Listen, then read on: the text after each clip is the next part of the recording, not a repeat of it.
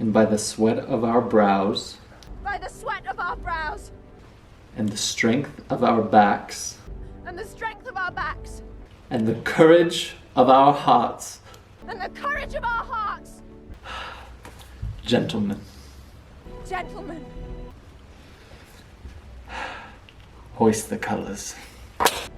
hoist the colours. Hoist the colours. Hoist the colours. Hoist the colours! Aye. The wind's on our side, boys! That's all we need! Hoist the colours! Take it up!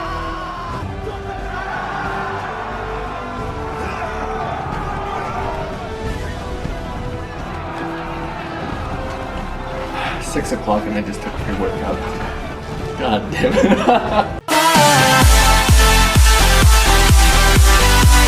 And here we go. So, that was a huge mistake.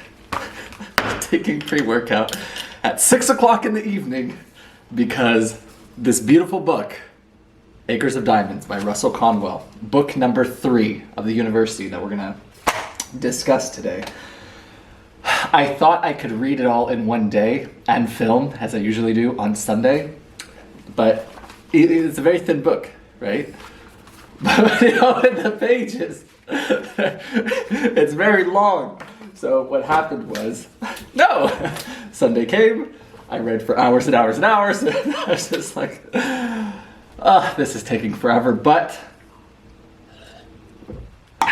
what an amazing book Acres of Diamond was.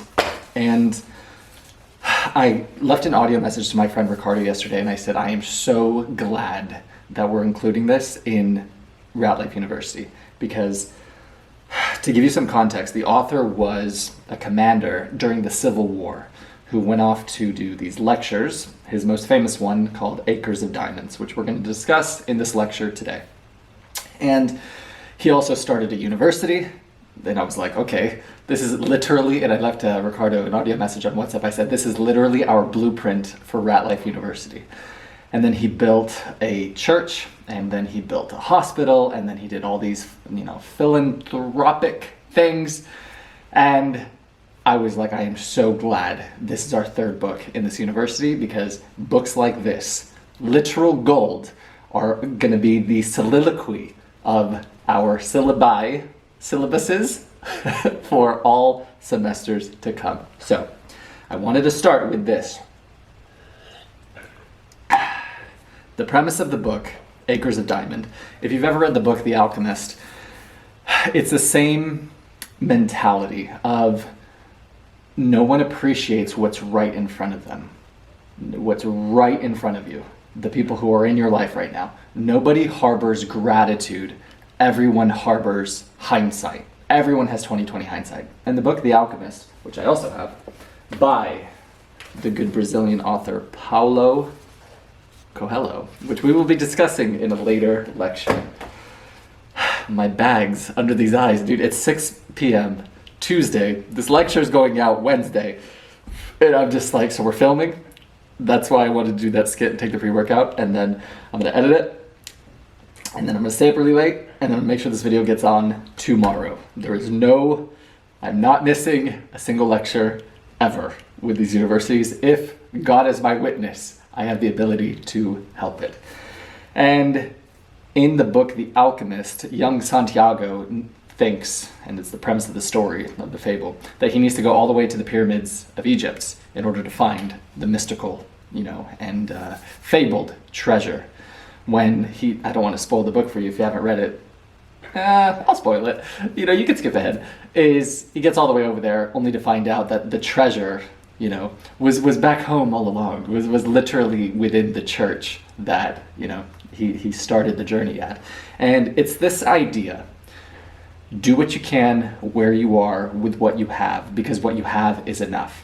So many people, when they embark on their journey of any transformation, be it personal development, be it a relationship, be it their physical transformation of their body, is they say stupid, and I'm not going to use profanity in this lecture if I can help it. So they say stupid things like, I'll be happy when. And it's the biggest fallacy that's undertoned, is one of the major motifs of this entire book. And I learned this from Ed Milet. And I remember I was vlogging in Switzerland when I was doing this motivational, inspirational, whatever speech for it. I think it was like Snapchat at the time. And I was posting 100 of the stories. And I used to live that mindset, I'll be happy when. And in the story, I was in Zurich and it was freezing cold. And I was telling him how when I was 23, and I said, I'll be happy when for my 5-year transformation. I was like, I'm gonna be 23 years old, I'm gonna be tan, pearly white teeth, I'm gonna be shredded, I'm gonna be in the Amalfi Coast on my birthday with this amount of money, I'm gonna be driving this Mustang, all of these things, only to get exactly what I wanted at time's end, literally shredded, tan, all the money, in the Amalfi Coast on my birthday. And I was so depressed. I was so unhappy. I was so down. And there's a good quote by Tony Robbins. He says, success without fulfillment is the ultimate failure. Because imagine you get exactly what it is that you say that you wanted, and then you're still not happy. There's nowhere else to go. So the idea of acres of diamond, of doing what you can where you are with what you have, another quote I got from Tony Robbins, it's the idea that nobody harbors gratitude now. They say, like I said in my vlog when I was in Switzerland, I'll be happy when. And the reality of it is, if you can't harbor gratitude, presence, passion, joy, appreciation with nothing, with where you are, with what you have, you're not going to when you have more, right? If you can't be happy in a conversation with a friend and be present and take a genuine interest on them, you're not going to find that ecstasy when there's, you're one of 100 people sitting in a room. I think it was by, from Aladdin, the genie, Robin Williams. And I remember this sentiment, and it wasn't in my notes, I wasn't planning to share this, but he said that people think being alone is the greatest pain in the world. And he said it's not. He said the greatest pain is being surrounded by people who make you feel alone.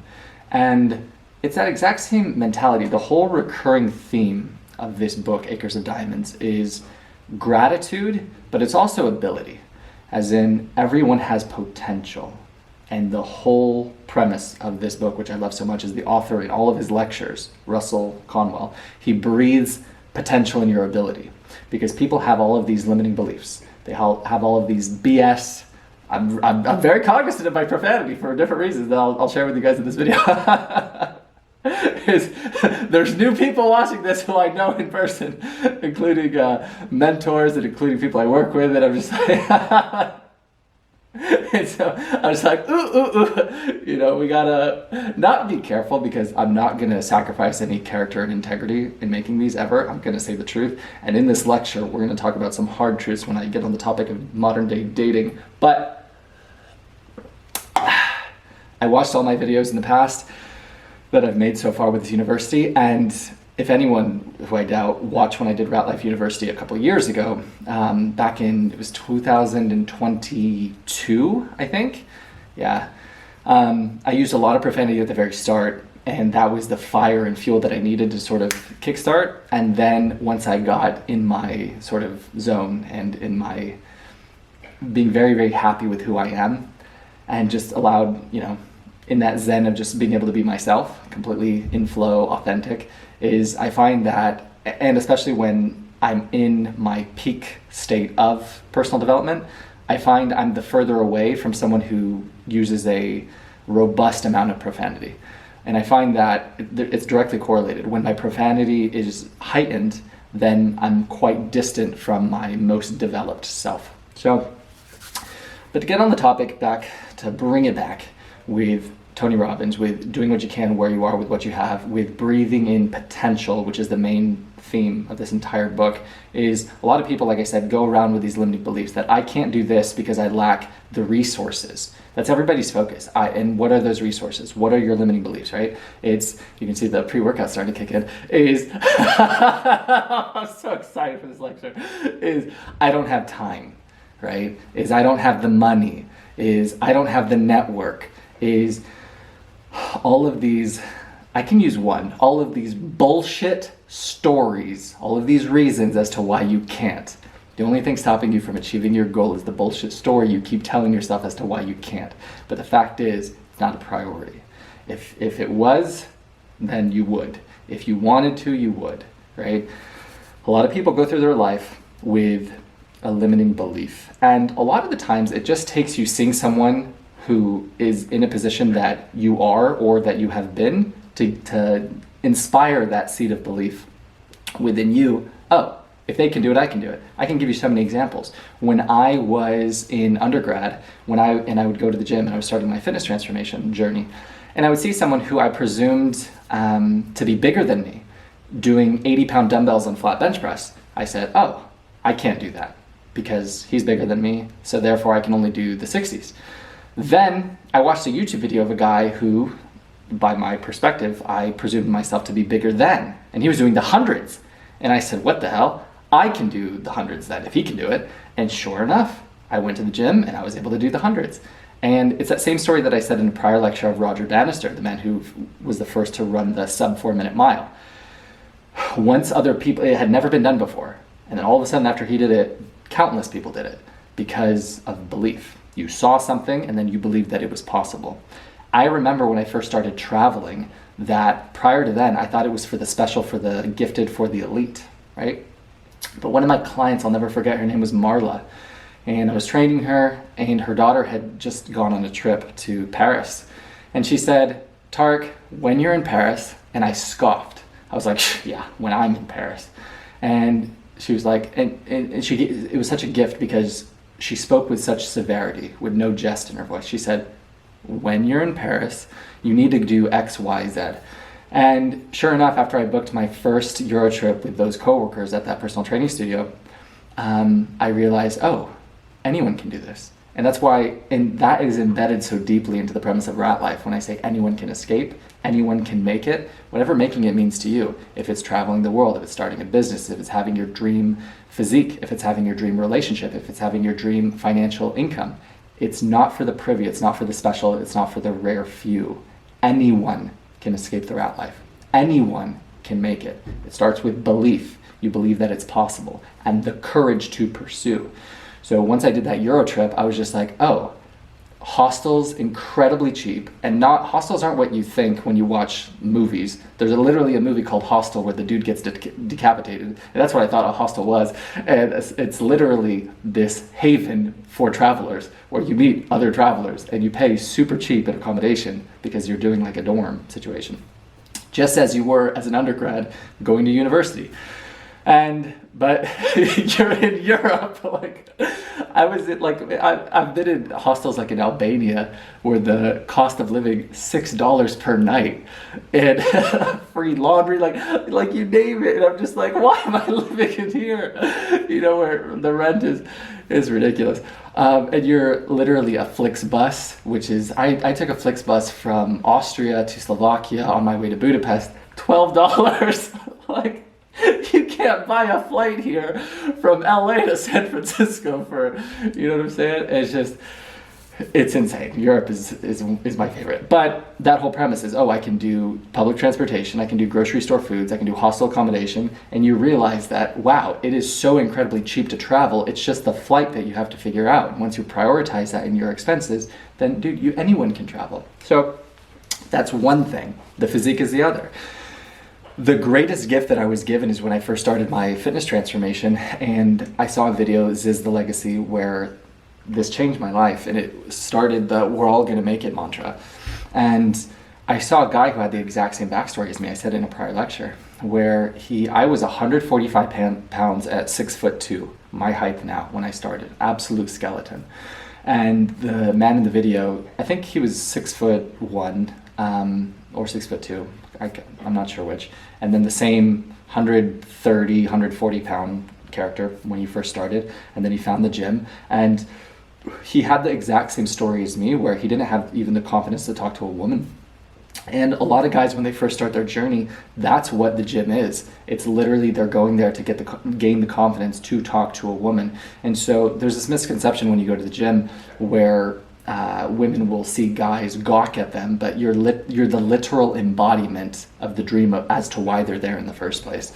And I don't want to go down that rabbit hole. Women gawk at guys way more than guys do at girls. Women are just subtle about it, and guys have no discretion. Women, I've seen it, how quickly a woman can check a guy out and then go off. And the only way that I know this is because I remember I was working in with a couple on a leg extension machine. The guy went off, and the girl was nowhere to be found. So he was like, oh yeah, you can use it. And then I looked at his chick while she was, talking to him after she came back way later, and I was on the machine that I think she was planning to use.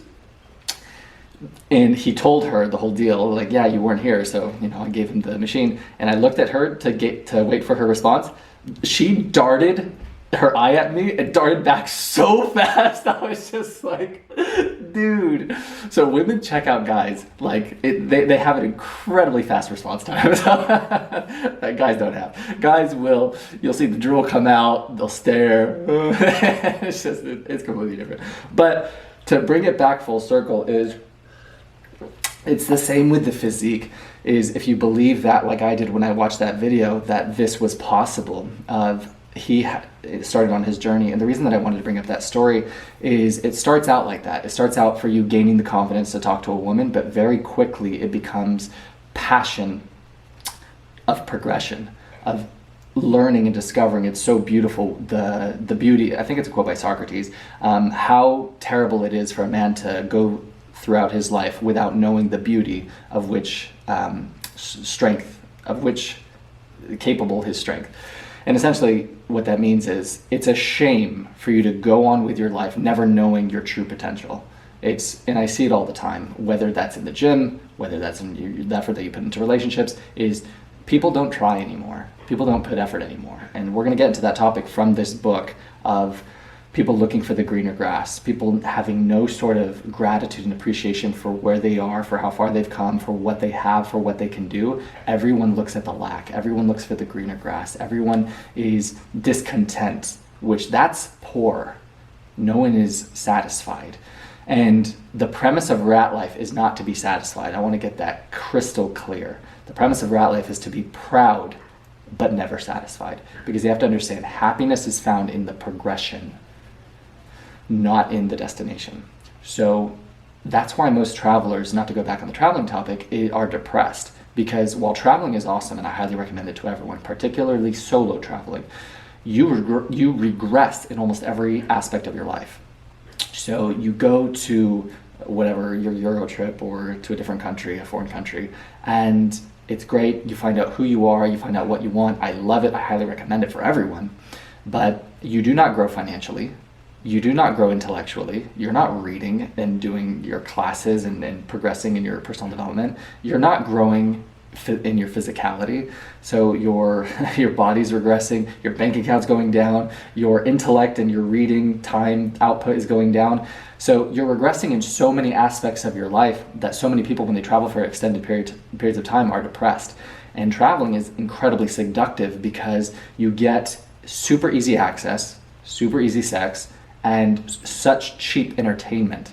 So a lot of people go down that rabbit hole, which, don't get me wrong, I've been guilty of that in times past, but I'm making these university videos, lectures for my son, and I'm going to recommend that he travels the world, particularly if you can give that gift to your child when they'll have a lifetime to worry about bills and stresses and everything. The gift of traveling, which is a real education, not like that you get going to a university where it forces you to learn and be taught tolerance and understanding and compassion and gratitude. Because you go to a country like Egypt and you see just the roads, and then you appreciate when you come back to California and you're driving on a highway.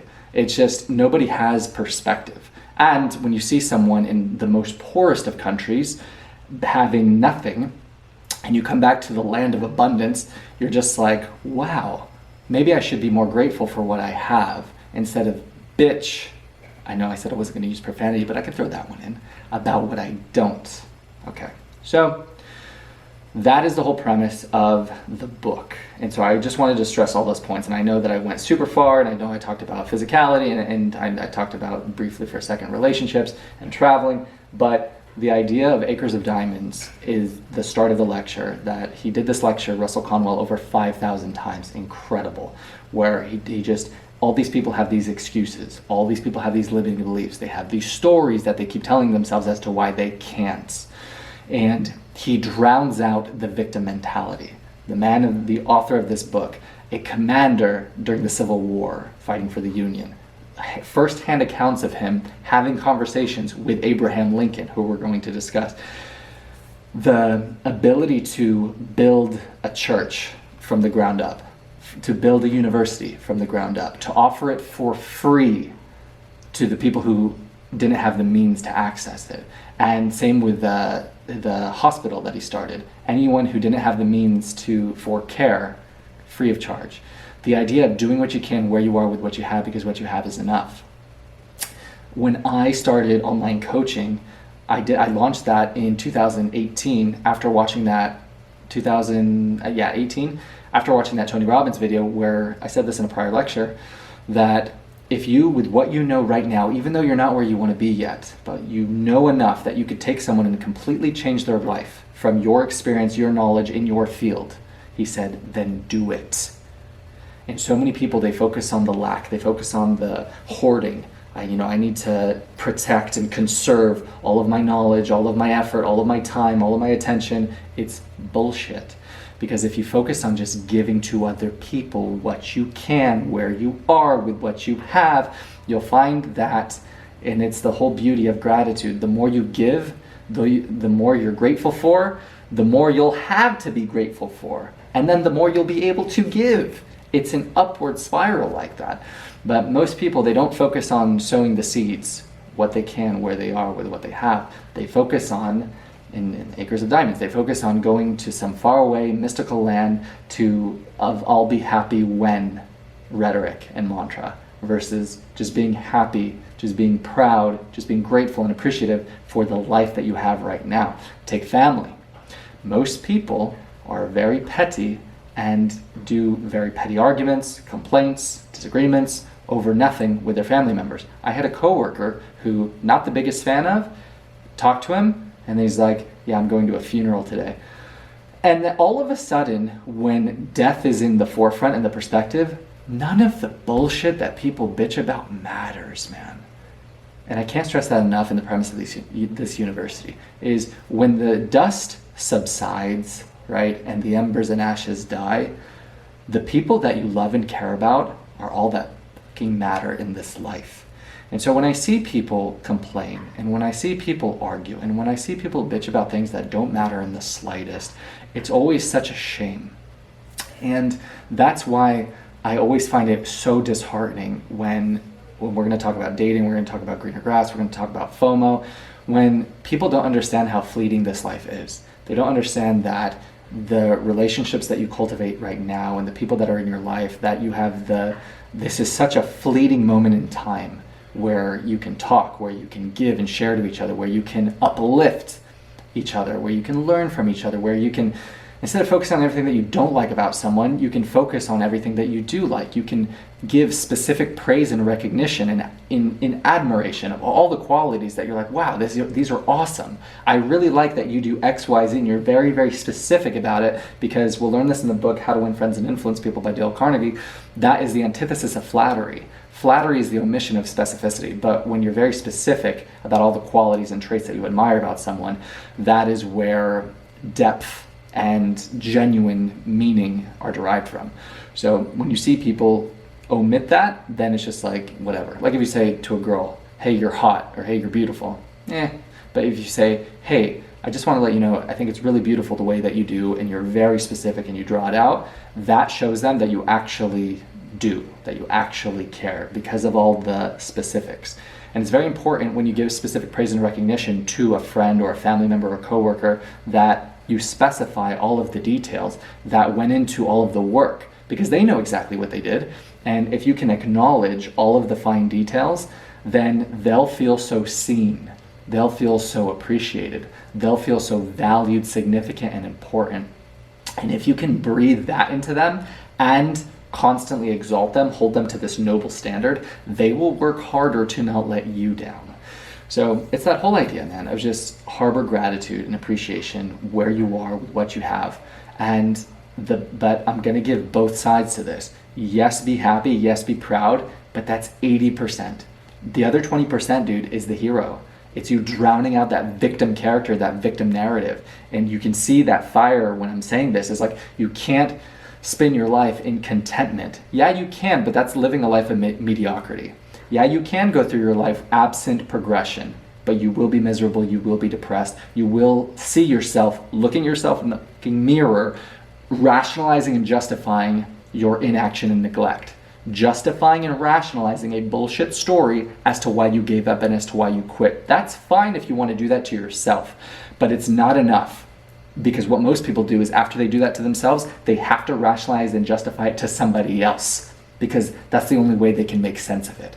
And I've had this so many times where someone will be talking to me about their bullshit excuses, their limiting beliefs, their story, and they have the audacity to give those lines that they're feeding themselves to me. And the best thing you can do as someone who loves them is tell them to go fuck themselves. Because we live in this coddle culture. You do them the biggest disservice by coddling them, by not calling that garbage out. And so the best thing you can do when someone is about to feel sorry for themselves, someone is about to justify and rationalize their neglect, their inaction, their reasons why they're not going to continue, the best thing you can do to them is tell them to take their excuses and literally fuck off. And while that works well with motivating and inspiring men, it doesn't usually do the trick with women. They're more emotionally driven.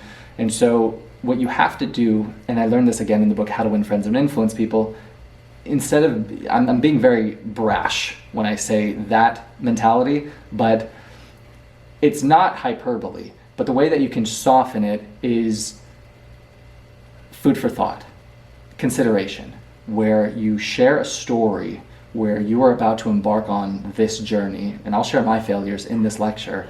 And these were the results. And this was the regret. And this was and you have to push that pain threshold, that pain button. And for women, particularly when I would do coaching, is I would push the mother envelope. I would push the bad wife, bad mother, selfish.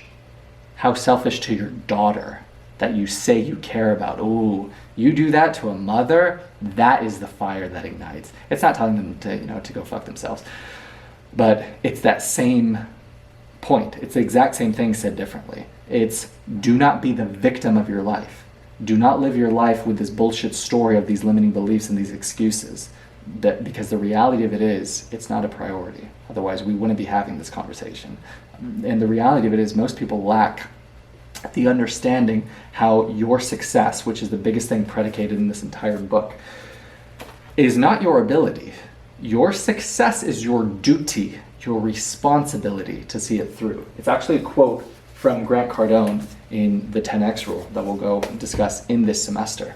Is success is your duty, responsibility, and obligation. Because you have to understand, I've said this in prior lecture, if you have the ability, the potential to do something that can impact another person, right, can better their life, and you don't, it's very, very selfish, because you could be giving this much to these people, but you're choosing not to.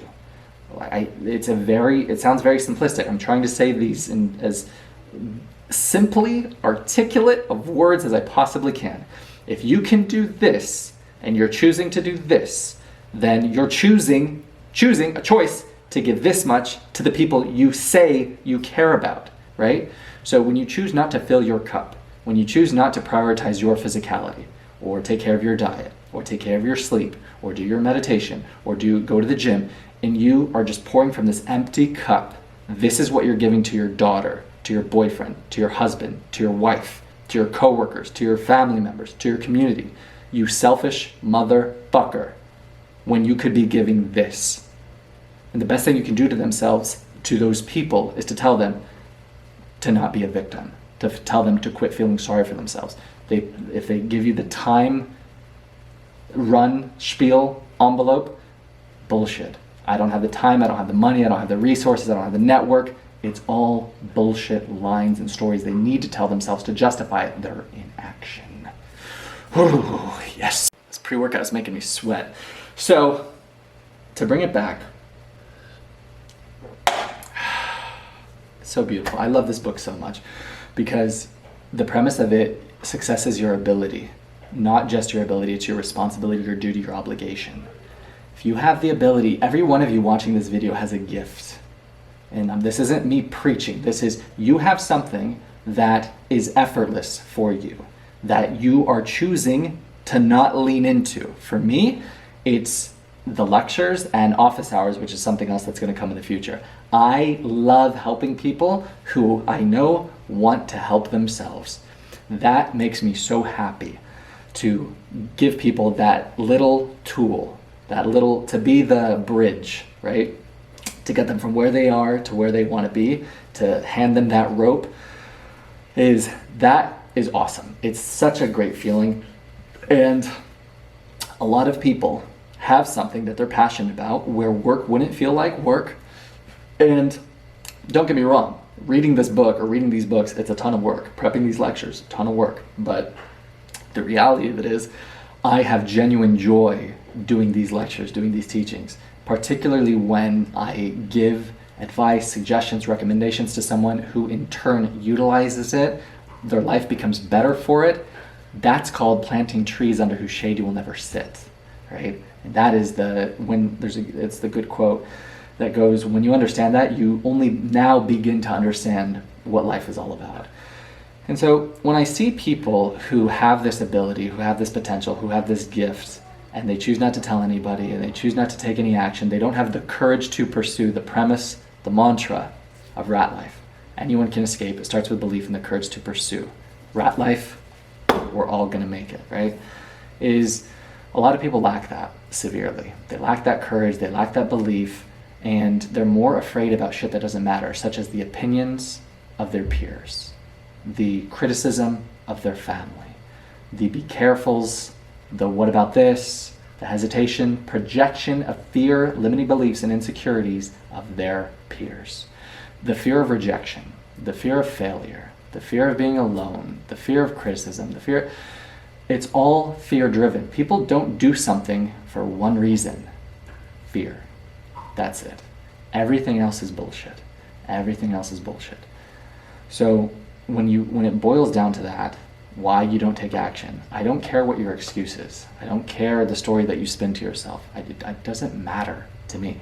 I don't give a shit. Because no story, like I said again in a prior lecture, was ever written on blame, on being a victim, on feeling sorry for yourself. No one ever achieved anything that you've ever read about, learned about, been inspired by. Nothing with that mentality, with that mindset. So those are all my initial thoughts. Now we'll go into the notes that I created. And I want to finish with dating, because what's so cool about this university and these lectures is one day all of these lectures will be for my son, because the greatest gift I'll be able to give him is an authentic education. The education you were never given in university, the education they're never going to give you, which is personal development, which is the literal gold and the key to your escape, of closing the gap of who you are and the potential of who you can be. You're not going to get this in a university. So, and that's what I love about the book so much, and why it's such a good blueprint for Ratlife University, is the author created his own university, first a college, then it became Temple University, and it was that exact same thing. He gave the education that other people never would have gotten, and he didn't charge anything for it for the ones who couldn't afford it. And it's just, I love that so much, because these videos, these lectures will always be free. They'll always be free. And one day these will be translated in every language that exists in the world through AI. So anyone around the world, no matter where you are, no matter what your circumstance, no matter how little money you have, that you don't have the time, the network, the resources, all this bullshit, anyone who watches these videos one day in the future, including my son, will be given the key to their escape to freedom forever. I'm planting a seed now of belief that one day, years from now, will be watered by any person watching this video, that it's possible, that you can, that we can all fucking make it. We're all gonna make it. I know I said I was gonna use limited profanity, but I choose my words very deliberately. Now, we'll go into dating at the very end, but it's that whole idea of being proud but never satisfied. That wherein lies happiness. It's found in the progression. You have acres of diamonds. And then I said drug overdose story/thoughts. So I don't think I said this in the other lecture, but I shared you guys with the story of the only time I've ever overdosed on drugs, and it was the day I moved into this apartment. And I remember when I thought I was a second away from dying. What you think about is all the people that you would love to see and all the things that you would love to do. And I remember at that time, when it was like time's end, game over, I was like, if you knew you were gonna die, dude, you wouldn't waste another fucking day. You would send that person flowers, you would tell that person how you felt, you would write that person a letter, you would pour into your team, you would become so selfless. You wouldn't give a shit about you. And the caveat in that is you would give so much more care and concern and urgency about all the people that you love in your life, all the people that you care about. And the caveat is, when I say you wouldn't care about yourself, in terms of you would make yourself so amazing for other people. The premise of this book, and why it's your duty and responsibility to become financially prosperous and successful. It's not for the money, it's what with all that you can do with the money. And we'll talk about this, it's in my notes. Money printed your Bible. This is from the book. Money builds your churches. Money sends your missionaries. Money pays your preachers. I had this conversation with, her name is Leah, who I met in Serbia. She's from Germany, moved to Sweden, now lives in New Zealand. Awesome woman. And I had to lecture and have argument and debate and everything with her for the idea of, she was just like, everything's not about money, everything's not about money, everything's not about money. And I said, she was talking about all the good that she wanted to do and what was inspiring for her in places like Africa and these schools and all. And I said, how do you think those schools are built? I said, how do you think those teachers are funded? I said, how do you think, and all of these things, it's the resources and the point of a business, the point of entrepreneurship, the point of you pursuing and closing the gap of who you are and the potential of who you can be. It's not for the money. It's for what the money you can do with it, which is the premise of this book. Is Simon Sinek illustrates it beautifully. He says the purpose of a car isn't to buy gas, right? The point of a business isn't to make money, but without you having those means, those resources, you can't break through obscurity. If I don't have the funds to do this marketing, to reach, I'll never be able to reach these people out here. They'll never know of me, they'll never hear of me, they'll never know and be able to receive anything that I'm trying to share. It's not about the money that I get, it's about the access that I can get as a result, the impact that I can make as a result of me being financially prosperous, dominant, what have you. So it's very important that you pursue and close that gap through financial prosperity. And I learned this, what changed my mindset on money was Grant Cardone. You not pursuing your wealth, your success, your financial success, selfish. Because like I said, you could be giving this much to the people you care about, giving more to your church, giving more to your community, giving more to your friends and family. You could be giving such a better quality of life to every single person who you say you care about and love, and you're choosing not to. Because all money is a reflection of the value you bring to the marketplace. That's all it is. It's a direct reflection of that. And all the marketplace is people. So the more that you increase your value by just focusing on yourself, the more valuable you'll be to others, the more you'll make as a result by being more valuable, by having more value to give.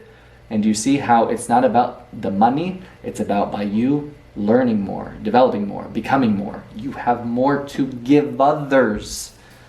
That's the whole game. And when I was dying and about to die, and I thought about all the things that I would love to do, that I wouldn't waste another fucking day, I've done it this month. And it's part of our homework, man, is one of the homework assignments, and I did this past week, is I want you to send flowers to one person. One person. I know so many women who have never been given flowers in their life. And it's such a small, it's such a cheap, it's such a tiny gesture that makes somebody's day. I read it in a different book that we'll discuss on personal development. I don't remember which one, but the author and lecturer of the book actually gave it as an assignment to his students. He said, "How many of you guys buy your wife, your girlfriend at home, or roses or flowers?" And they're all just like, he said, not on an occasion, not a birthday, not an anniversary, just because. No, right? There's a good quote by Tony Robbins. He said, "If you treat your relationship like you did in the beginning, there won't be an end." And most people, they get so comfortable, they fall victim to the law of familiarity, and they start taking their partner for granted, even a little bit, and they stop doing those above and beyond, those, just kind, considerate, caring gestures. All the things that you were doing during the courting process, now you have them, now you're comfortable, now it's back to mediocrity. I want all my students to become other. Do what others won't, and one day you'll live a life others can't. So the homework assignment is, I don't care who they are in your life. I don't care if they have a boyfriend. I don't give a shit. If you know their address, you don't even have to hand deliver it. I did it through Instacart. And it was such a cool story, I'll share it, where the guy this was in an entirely different state.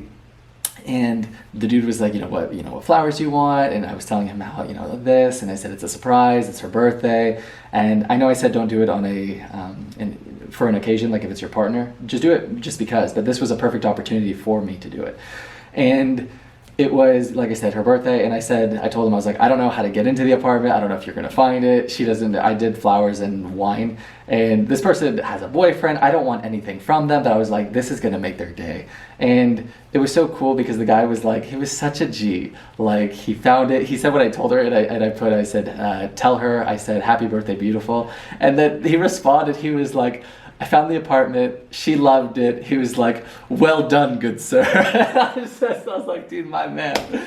And dude, you'll never regret spending dollars, not dollars, to make somebody's day, to do a little gesture. Dude, they remember, I don't know, forever, but it's just something so little and so small and such a tiny effort on your end that echoes, dude, that ripples. And I felt amazing after doing that.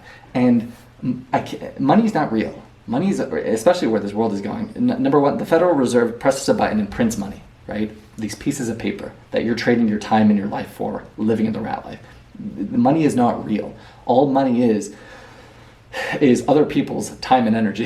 That's all it is. You're sacrificing your entire life for pieces of paper, for a finite amount that the Federal Reserve can print infinitely. And then if you don't even use cash, all money are numbers on a screen. And when you understand things like fractional reserve banking, where the bank can loan and lend out 90% of your money, so you deposit $100, they can keep 10 legally, they're required to, and they can lend out $90 of your 100. So all the money that you see in your account, it's digital currency. It's literally non-existent. It's a fairy dust. It is not real. And when you understand it, just like a video game, it's just gold in a video game. It's just numbers on a screen. You understand that money sitting in your account doing nothing can completely make somebody else's day. And that's the whole thing, is the more you have to give. And that's why I want to pursue financial prosperity. And there's a good quote by Jim Rohn, also I put it in my notes, is set the goal to become a millionaire, not for the $1 million, for what it will make of you to achieve it. And then when you have the money, you can just give it away. It's awesome. So next, that's the first homework assignment, is I want you to buy someone in your life flowers. It doesn't matter where they live. You can do it through Uber Eats. You can do it through Instacart if you just have their address. And then I want you to tip the guy or girl, whoever your delivery person is, the max tip that's offered. It's very important that we lose the scarcity mindset. And so we want to condition and practice ourselves to do actions of living in a state of abundance. There's always more. And again, this is in the absence of expecting any sort of reciprocity. I don't want anything from this person who I gave flowers to. It's the law of sowing and reaping. I'm just going to give. Dude, you'll get back 10 times whatever you give. That's in your love that you're giving. That's in your time that you're giving to other people. Well, I guess time is the resource that's, finite and ever diminishing. But it's also in the money that you give. The money that you do, it'll come back to you. Don't worry about it. And it's doing nothing by sitting in your account. It's fake. It's numbers on a screen. It's fairy dust. That money could be used to put the biggest smile on someone's face, to deepen a relationship with that person, to, in the book, The 7 Habits of Highly Effective People, we'll discuss about it, to deposit into their emotional bank account. When you understand, when I was on that drug overdose, about to die, and I was just like, I would write handwritten letters, which I do on pretty much a weekly basis now, but I'm at the very least monthly. Handwritten letters, nobody does. Buying flowers for no reason, nobody does. Giving specific praise and recognition in the form of a paragraph, juicy text or DM, no one does. Because everybody lives in this state of lack. Everyone is focused and obsessed about themselves. And so, don't get me wrong, focus on yourself in terms of making yourself as amazing as possible. But life isn't about me, dude, it's about we. Got that from Tony Robbins. And in Acres of Diamond, it's closing the gap of who you are and the potential of you can be, so you can give so much more to other people. Next is there will be some people who never see your value. I put that. But that's when we get into it's a different topic. I think the main reason that I put that is when it comes to, and I will talk about relationships now. I was going to save this for later in the lecture, but it's important because especially with where AI is going, we're going to live in a future that is so depressing and disheartening and not real that this might be the last chance for people to have genuine, authentic relationships. Because think about it. AI is going to create virtual women who, think of the average guy who's so lonely, who's so sad, who's so depressed, who doesn't get a single text, a single DM. That guy is going to be able to have an AI woman who knows everything about them, who is constantly learning and relearning and learning, just like an algorithm, but that's even more intellectually capable than the algorithm, that it's the smartest thing, smarter than any human in the world, and understands in real time wit and sarcasm. Imagine this. Imagine you're in a long distance relationship and all you can see is the video chat of the person. But AI is going to make it so that person is so crystally real, you wouldn't even know that they're fake. And especially to the lonely guy. And while you're talking to them, they're able to reply in real time. And then while you say whatever stupid joke or whatever, they're laughing in real time. It's scary, especially when this becomes tangible and AI is able to become an actual person. Dude, people aren't going to be dating people in the future. They're going to be dating AI. It sounds ridiculous to the person watching this now, but Henry, my son, when you're watching this one day, that might be your reality. But the reason that I want to bring up Acres of Diamonds, and the reason I want to bring up relationships, is the following. This is a snapshot, and I've had this conversation of just observation with so many people, and this is going to hit really hard to any woman who's watching this. And the world that we live in, it's unlike any other. And the biggest criminal of the whole game was social media. Because in today's modern world, women get more attention than they've ever gotten in the history of time. A random 18, 19, 20-year-old today gets more attention than monarchs of not too distant past. And the egos are here, and the FOMO are here, and the looking for greener grass here. I remember a few years ago, I was sitting in my apartment with a friend, and it was so cool because we were both on Bumble when I was on that app. And I was seeing it from the girl's perspective. She had dozens and dozens and like 100 pending matches, people who had liked and swiped right on her. And she was just left. And I was like, what was wrong with that guy? She's like, I didn't like his nose. Left. What was wrong with that guy? I was like, dude, he looked awesome. And she was like, too short.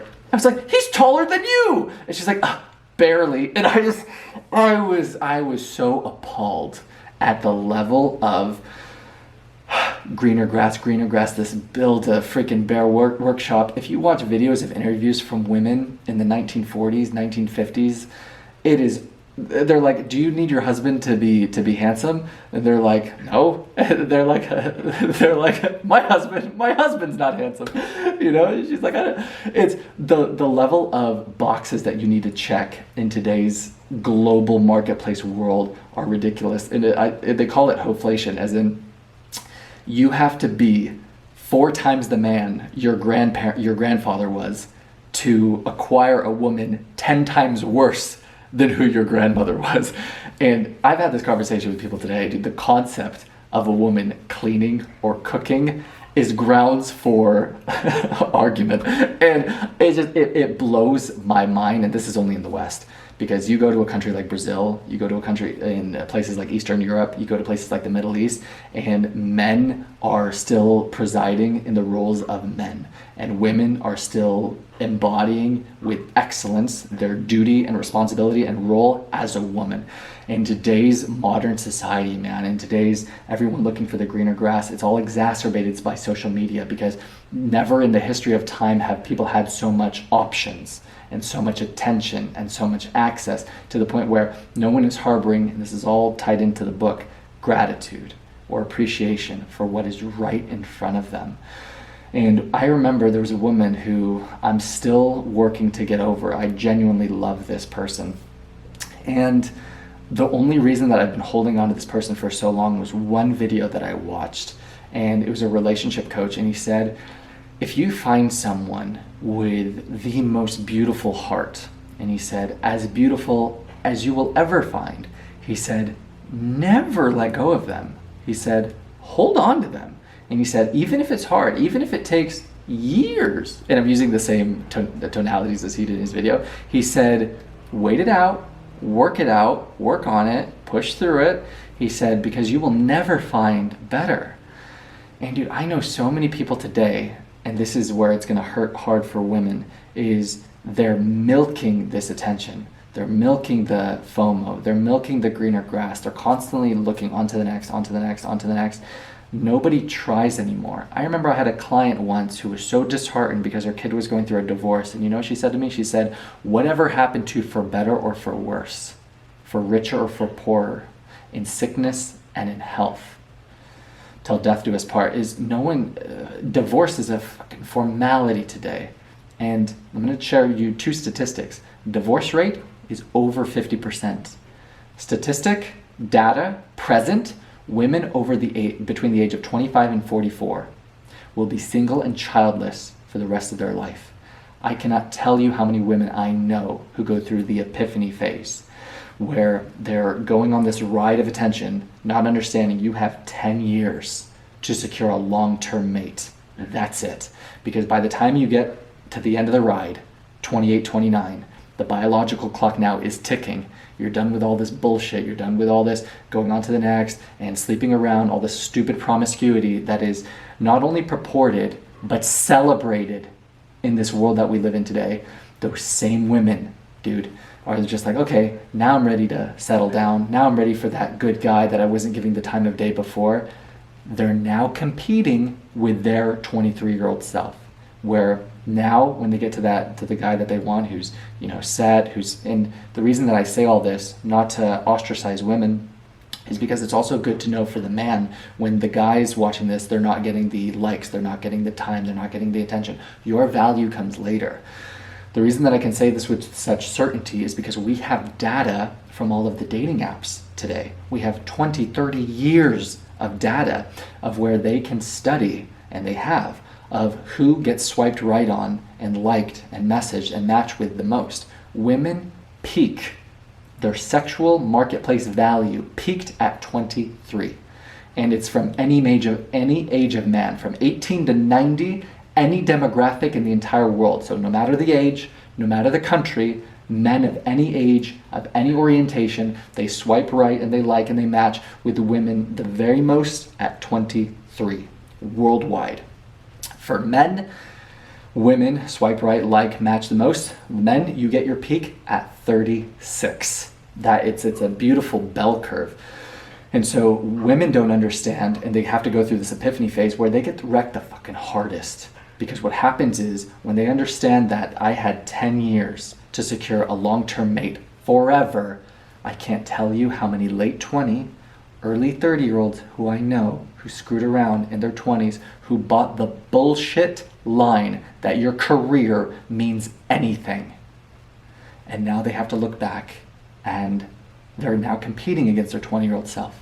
And those women who are in their later 30s, have no kids, have no prospects, are on these dating apps, they're literally on the dating app, and I see them, dude, the next person is the 21, 22, 23-year-old.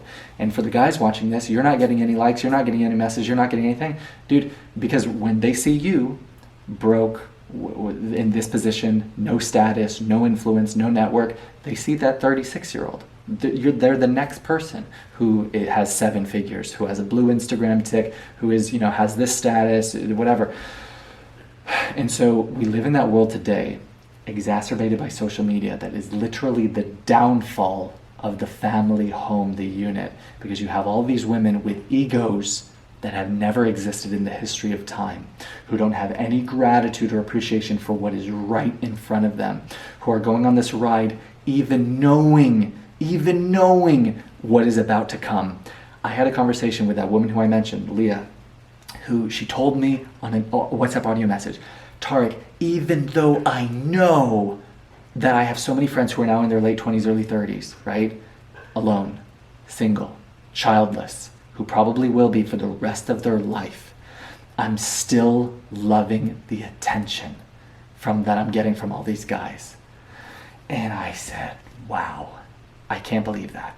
And this is the difference between gratitude and hindsight, is right now that your actions are about to leave you alone, sad, depressed for the rest of your fucking life. And yet you're choosing to still do these actions. Are you serious? And women go through what's called the epiphany phase. And I've seen this with countless women who, whether I dated them, whether they were a follower on Instagram, whether I met them traveling, whether it was someone who I had romantic interest in, who, for example, if they didn't give me the time of day, dude, I see them come around. I see them, life humbles them when their biological clock starts ticking, when they're just like, oh shit, this entire world psyop of me pushing and striving for my career doesn't mean shit, because no guy gives a fuck about your career, about how much money you make, about any of that. That is, the man in the role of as the role of the provider, the giver, the leader. Now we live in a world where men are so hyper feminine, women are so hyper masculine. Women who are the breadwinners are by definition the decision makers, are by definition they can't respect the man because they're not in their role of their divine masculinity of leadership, because they don't have that authority, because they're not making the financial decisions, they're not leading the team.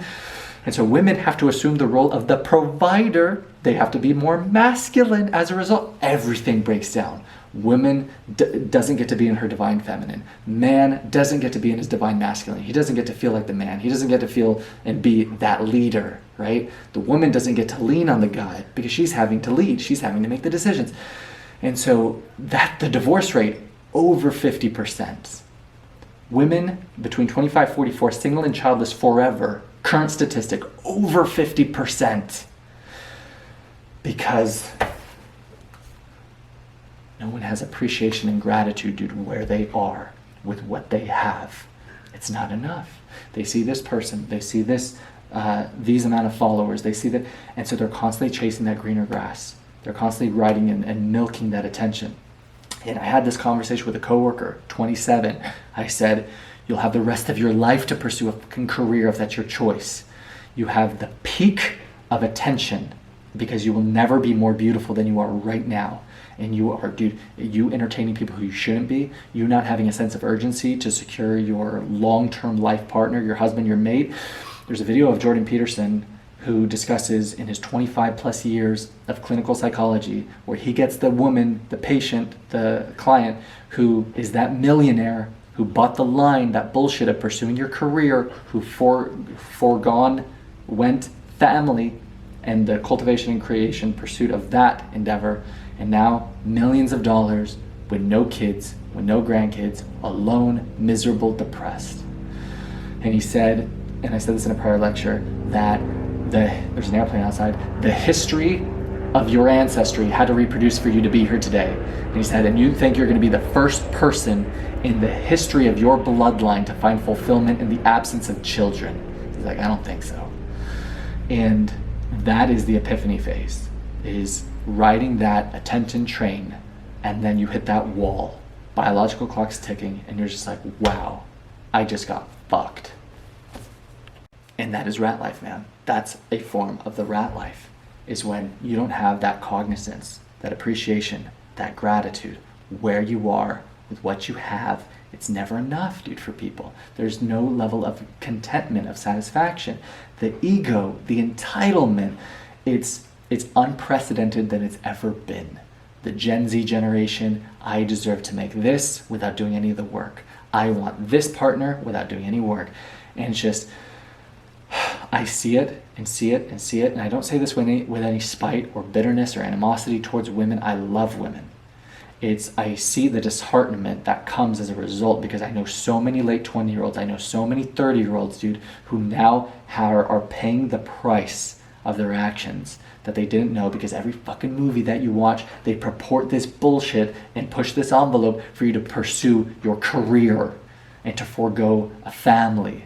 And the idea of being a wife and being a mother, it's not celebrated in this world we live in. It's the hardest fucking job in the world, and that's not a celebrated golden aspiration for anybody. And it's just the world right now, in the absence of personal development, in the absence of tried and true principles that have, since the dawn of human time, we've gone so astray, we've gone so lost, because there aren't voices like this telling you the truth. Not the bullshit that you see on social media, not the promiscuity that you see on social media, not the ego and the narcissism and the arrogance that you see in today's world, all exacerbated through access, through this global marketplace, through infinite options. There's no gratitude, there's no effort, there's no trying. But like when I was about to overdose on those drugs, I was like, dude, if you knew you were gonna die, all that bullshit would subside. You would tell that person how you felt about them. You wouldn't have the courage or the fear to not have the courage to pursue. You'd write that person a handwritten fucking letter that elicits oxytocin from the other person reading it, dude, because that chemical that's released in their body is a result of knowing somebody else put time, energy, effort, thought, care, consideration when they were not in the room, right? It's doing something else selflessly for another. And so it's very important. This university is for men. This university is for young men. This university is for my son one day in the future. A real university, a real education. And I want you to embody that mentality, that idea, to not take this gift of a life for granted, to not follow the bullshit that you're seeing in this world of I'll be happy when, of constantly looking for the greener grass. You have acres of diamonds right in front of you, in the very people that are in your life, the very people that are in your circle, the people that are in your circle of influence, dude, your family, your friends, the people you follow on social media, is make it a practice, make it a habit. I use Google Sheets, dude. I use Excel. I have a column where it says, has this person been watered? Have I taken the time out of my day to compliment them, to send them specific praise or recognition, to do something for them, to show any sort of appreciation and gratitude, to water the relationship, not wait for them to water me. And don't get me wrong, you need to cut the weeds out of your life, as in, if you stop texting someone first, they say that you'll be very surprised to find out how many dead plants that you've been watering. I'm not saying to continue water, the dead plants in your life, but what I'm saying is to have that gratitude, have that appreciation, and constantly focus on what you can give and how you can uplift in this one life that you have. Because you have to understand, at time's end, none of the shit that you have, the materials, the money, none of that shit matters. If you want to have a rich life, it's in the quality of your relationships. I had a coworker, I said this I think in a prior lecture, that 250 people showed up to her father's funeral. And I said, wow, amazing, incredible. Because the only reason you have people at time's end giving a shit about you and mourning over your loss is by the effort and the action and all that you did for the betterment and selflessness of and for them. So if I could push any envelope of this, of Acres of Diamond, the whole premise of this book, it's do what you can where you are with what you have, because what you have is enough. You have acres of diamonds right in front of you. Stop focusing and pursuing greener fucking grass, dude. If you find someone with a beautiful heart, as beautiful as you will ever find, don't fucking let go of them. And that's not to say hold on to somebody that and something that's trying to let go of you, that doesn't want to give you the time of day.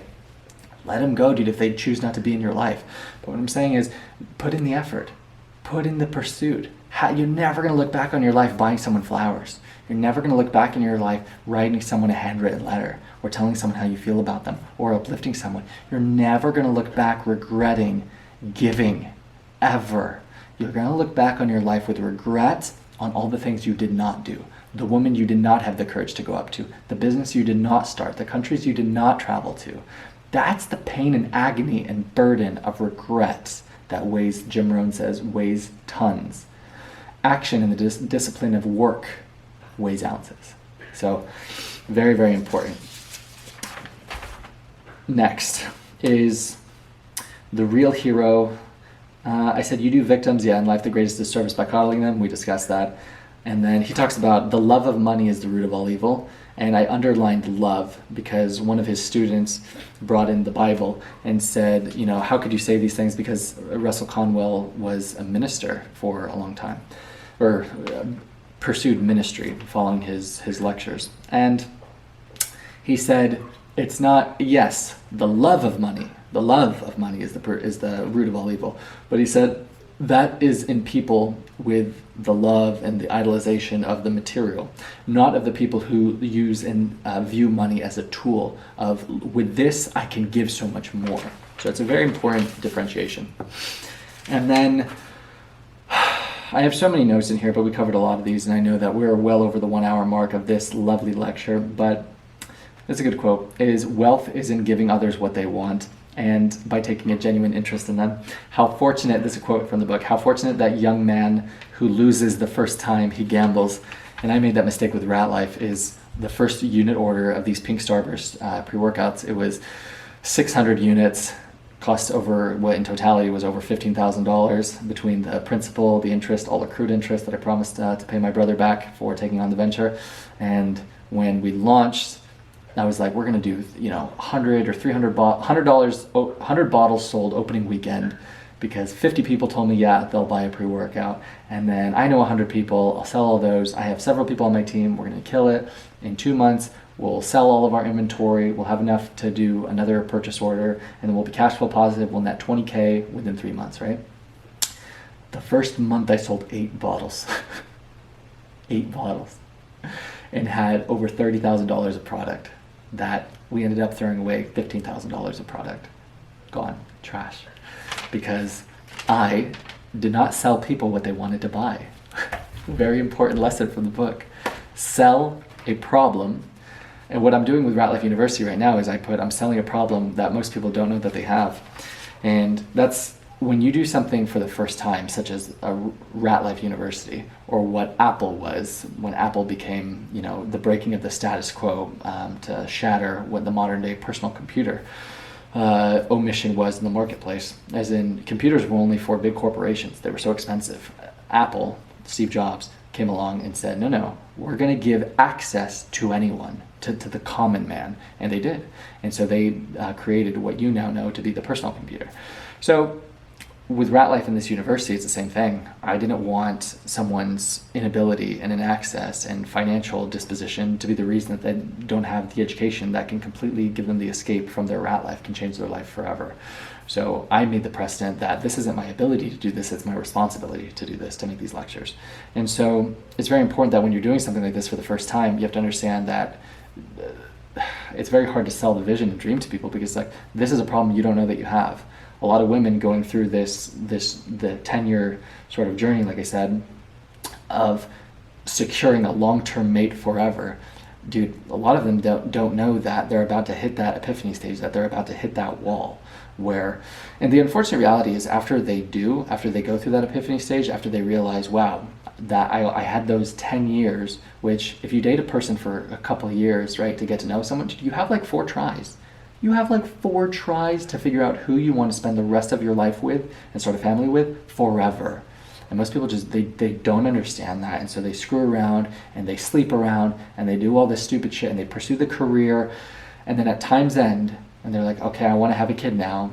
And then their pick, right, of suitors are now looking at someone 10 years younger, 10 years less experience, 10 years less trauma, 10 years less everything. Because just like the roles get reversed and men get their value later. And so it's very important that I share this with my son, is when the woman has all of her value, she's at the peak of her sexual marketplace value, she can get anybody that she wants. When the guy's at his peak, he can have anyone that he wants. The guy gets all the options at time's end.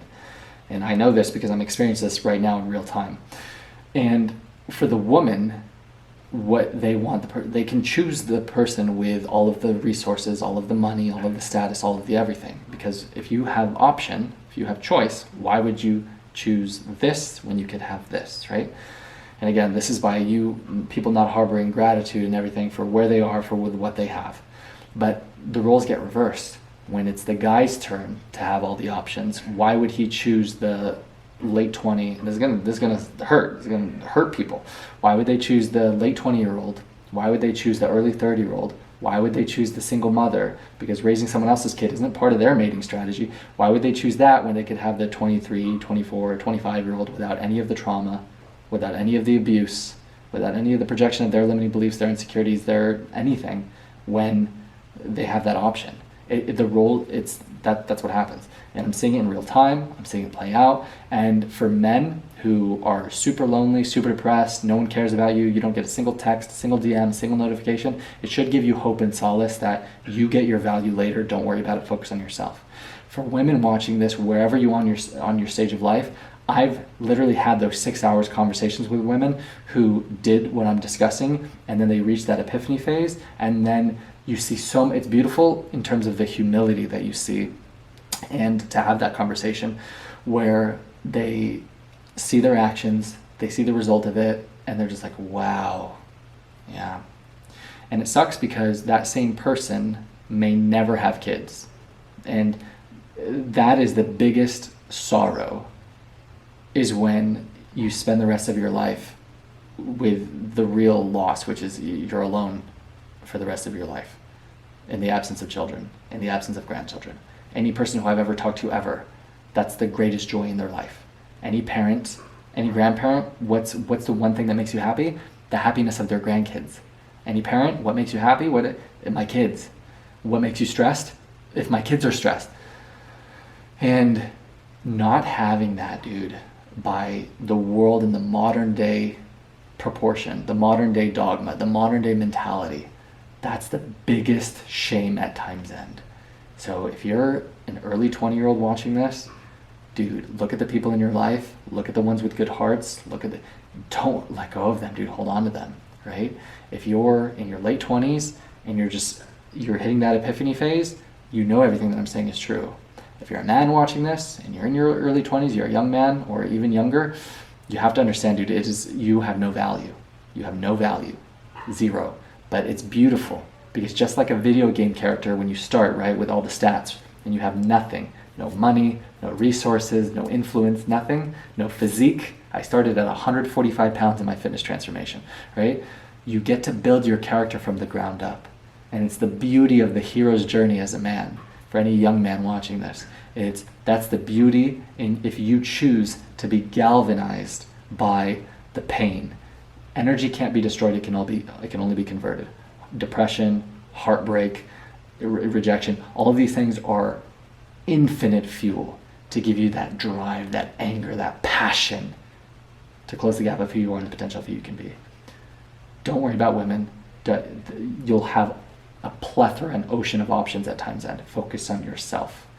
And just like a sculptor, you have to suffer, for you are both the marble and the sculptor and the marble, whatever. Have you seen that? It's a picture of a guy and he has like Adonis physique, and then there's that unsculpted, just raw block. It's an illustration of potential, but you have to suffer in order to become. So it's very important that, again, life is not about what you get, it's about who you become and what you're able to give now that you become more. So I think we're going to wrap up this lecture shortly, but that's everything that I wanted to say in regards to sell people what they want to buy. Don't make the mistake that I did and have, that was an over $15,000 mistake that it took me over 2 years to remedy. And there's a story in the book where a boy has $1.50 and he fails with 87 cents of it because he purchases something that, and there's so many good tenets of entrepreneurship in this, that first find out and become genuine interested in other people and what they want to buy, and then offer and supply the demand. He said, if you take nothing else from this, you'll be successful in business and in life. Supply the known demand. So, and then the book ends with, your wealth is too near to you. You're looking right over it. And then there's a good sentiment by Abraham Lincoln. He said, this is in the book, from a first-hand account that he had with Abraham Lincoln, whatsoever he had to do at all, he put his whole mind into it and held it there until that was all done. That makes men great almost anywhere. And it's this idea of Ratlife. And I said it starts with belief and the courage to pursue. It's belief plus focus on that one thing, Ratlife University. And I love that this is in the first video, because you wait until we get to book 100 or 200. It starts with belief. Focus. You tap into more of your potential. You take more action over time until is the secret word. Until you escape the rat life. Until you make it, whatever making it means to you, right? Is that your dream physique? Is that traveling the world? Is that your dream relationship? Is that your dream financial status and income and prosperity? It's not for the special, it's not for the gifted, it's not for the rare, elite, or few. Anyone can escape the rat life. It starts with belief and the courage to pursue. We're all gonna make it. And so, the coolest thing about the story, man, it's from the 1800s. It's so cool hearing firsthand accounts from the Civil War, from a Union commander, from someone who started a university, a church, a hospital, someone who had a conversation with Abraham Lincoln. It's a wicked book that I would highly recommend for anyone watching this, and that's why it's in this university. The only books that are going to be in this university are gold. One day, every book in this university is going to be worth $1 million. Each one book. Mark that word. And so, there's a beautiful quote I just wanted to share. Clear-cut articulation is the charm of eloquence. It's from the book. It's really good. Because the beauty about the book, it's an autobiography primarily. So there's the lecture that Russell Conwell did on Acres of Diamonds, and then there's the ending where he scoffs at the idea. But this guy and all of his accolades, it's insane his humility. And all he did was spin and focus his life on giving. And the stories in it from one of his servants, that was the only way he could get enlisted because he was a small person in the Union Army. His sacrifice, this child dying to retrieve back a sword that was on what became the Confederate enemy line, and then he spent the rest of his life working 16 hours a day, 8 for him and 8 for the boy who gave his life to give him that sword. It's such a beautiful book that I would highly recommend to anyone watching this. And this is the favorite line in the book. Let patience have her perfect work. Patience is my worst virtue. It's my least of any of my attributes. Anyone who knows me, I'm very impatient. I'm Mr. Solution. I like to rush. I like to, not rush, it's not that I like to do it. I have a severe habit of doing it. I have urgency. I don't have time to waste. I want to, in any relationship and person that I pursue, I don't want to half-ass it. I'm so ready and interested to just give my fucking all to anyone who's in my life, whether that's romantic pursuit, whether that's a friendship. I just want to pour into people, to give 100% effort, because I understand that I'm going to die. I understand this life is finite. I understand that anything less than 100%, they call it fuck yes energy, it's a waste. It's truly a waste. Don't ever do a half measure. Don't ever neglect. Don't ever cut the corner and do all that bullshit. Dude, if you're going to do something, if you're going to do the job, do it right. Right? Give it your all. Give 100%. Close the gap of who you want, the potential of who you can be. With these people in your life, dude, give to them abundantly, lavishly. So, but let patience have her perfect work. It's such a cool line in this book. And that's something that I'm actively working on, is to just be. To be present, to be grateful, to be appreciative, to not focus on the lack, to not focus on everything that I don't have, to stop saying I'll be happy when, to water and nurture and nourish the relationships that I have, not lose and have so much animosity and negativity and bitterness towards the ones that I don't, or the people who choose not to be a part of my life.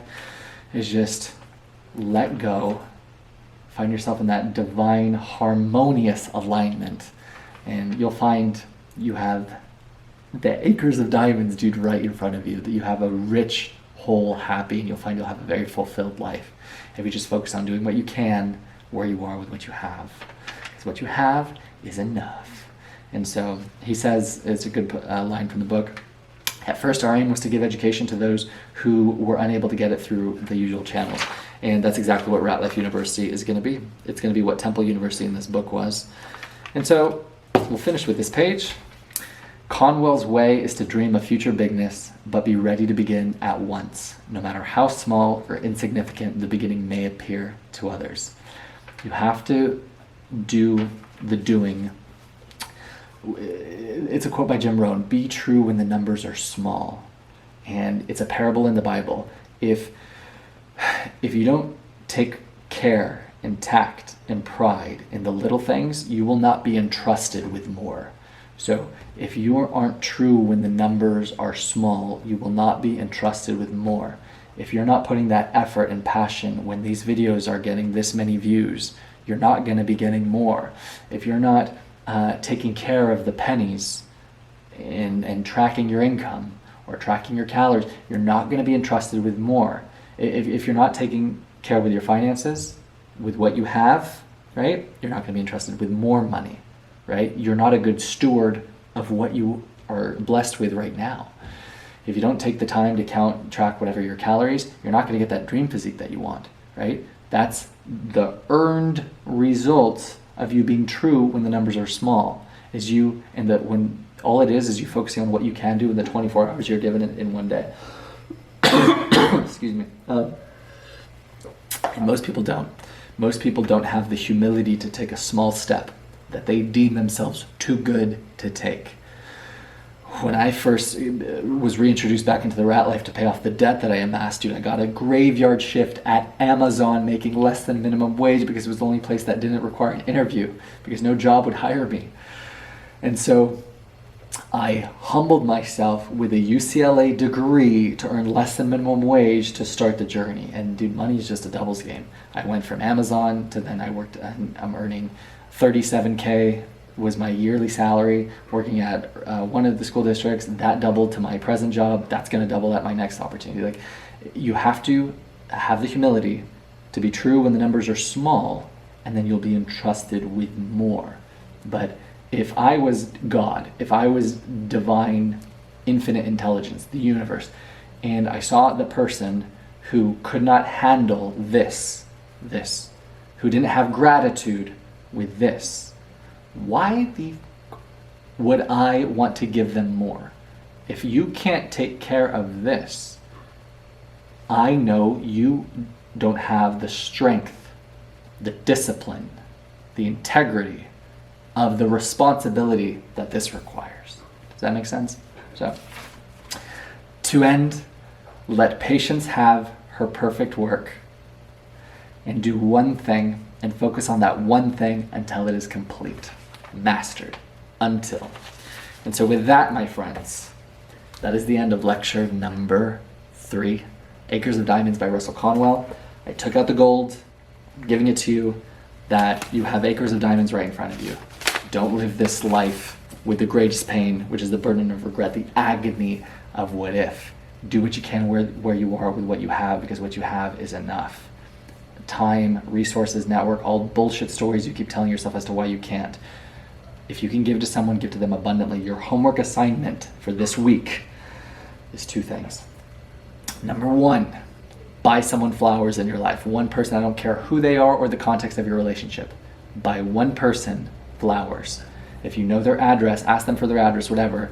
Instacart them, Uber Eats them, hand deliver them, I don't care. Buy one person flowers in your life. Number 2, Write someone a handwritten letter,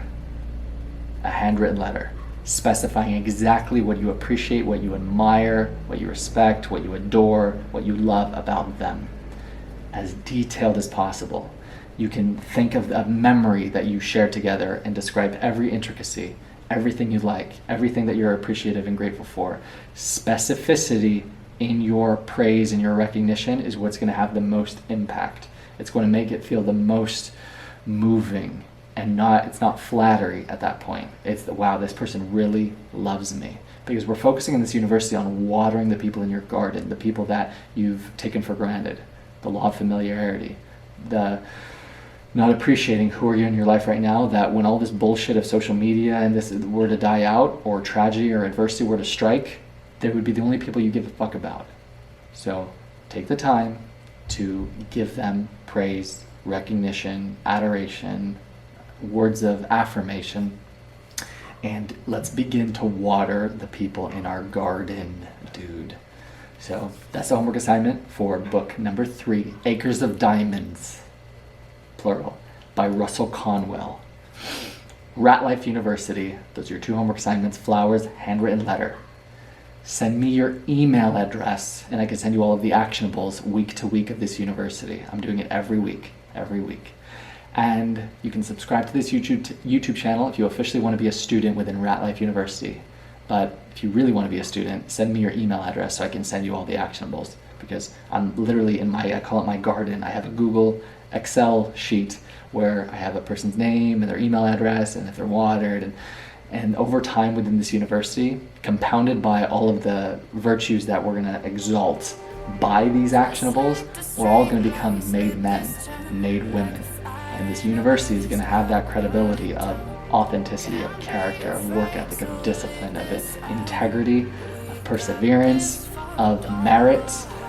And that is going to be the coolest differentiator at time's end when anyone like my son watching this video through the enrollment of Ratlife University, not about what they get, not about the money that they made, not about the achievements, the status, about who you become and what you're able to give now that you've become more.